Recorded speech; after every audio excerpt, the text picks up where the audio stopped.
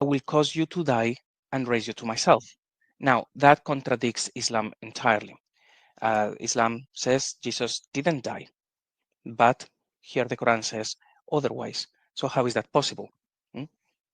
So what I'm putting forward is that when these verses were actually written by Christians, they could have been heretical people, sure, but it actually sounds very Christian, so I can actually say Christian without trying to define them as Nestorian or Arian or something different. We can say this is actually Christian.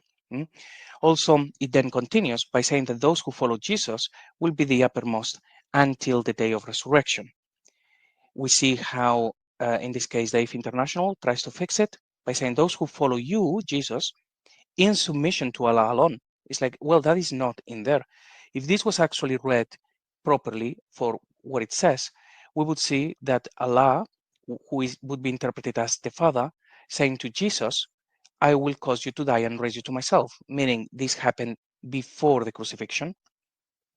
And those who follow him will be the uppermost until the day of judgment. And that would be that.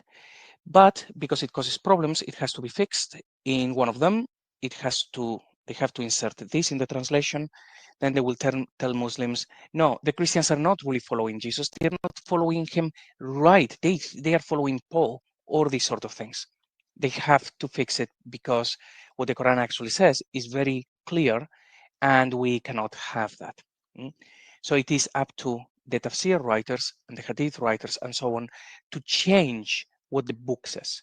The lower layer says Jesus